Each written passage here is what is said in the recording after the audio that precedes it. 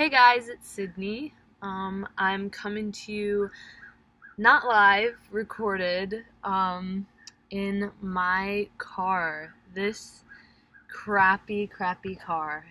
It it drives, but everything else about it sucks. But yeah, okay. So today I just want to kind of try to put my thoughts together, but it's really hard. I think what I'm about to say is super well thought out, and I have a lot to say on it, and then it usually ends up that I'm just this is what I think. Oh, that's just what I think. Um but okay, well, okay. So let's just talk about me um I have always been a person that is very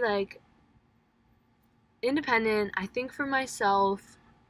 I would consider myself like a leader, not a follower. Let's see, a vehicle. Okay, that's not anybody that I know. But yeah, and so I consider myself a leader more than a follower. But I always have at the same time been a people pleaser, and subconsciously very much wanted acceptance and approval from others, and also just very unsure of myself. And so with a lot of things in life, I'll look towards outside influences for my answers and for what's right and what I should do. And that's really fucked up because it's if I don't know what I'm doing, like everybody else has their shit together? No, of course not. Most people do not have their shit together, and that's fucking okay. We do not have our shit together. Let's all have a group hug. Because, obviously, life is never gonna just be an easy thing to grasp and to understand, and we're not fucking all just super knowledgeable and wise. There's always more to learn, and it's hard to accept that in the Tao of Pooh and just Buddhism in general, that acceptance that we don't know everything and we're not going to know everything, and being in that state of ignorance is actually a very great thing, because we get to learn so much from being, ignorant. But I'm saying this because I'm a person that watches a lot of YouTube, and I'm trying to like get away from that because it's just not been a very positive thing in my life. YouTube is super positive, but when you're a person like me, then it can be very stressful and just yeah, very stressful. And that's because all the what I eat in a day videos, all even just shit that isn't it like triggers me. I don't like that word because I watched this one video watched this video, or I read somewhere, yeah, and the guy was saying, he was you saying that something triggers you is implying that the other person shouldn't do that thing because it affects you. But people can do whatever the fuck they want. It's not anybody else's fault if they're triggering you.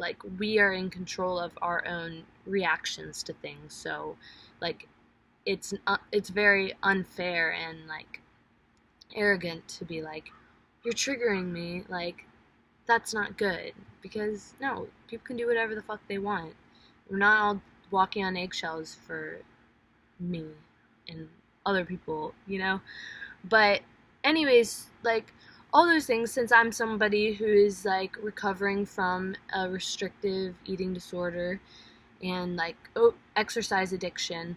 When I watch videos of people talking about like how much they exercise, showing them exercising, even when I'm like driving and I see people running, like it brings up emotions in me because I feel like I need to be doing that right now. That's the exercise I need to be doing. If I don't do that exercise, this and that's going to happen to me. Same thing with food. This person's eating this, so if I eat that, I'm going to be like them, whether that's positive or negative. And it's like, it doesn't matter because I'm not that person, you know? Like, that's such a weird way to think, because it's like, how can you say that, like, because this person's exercising this much, that you need to exercise that much? Do I want to exercise like that right now?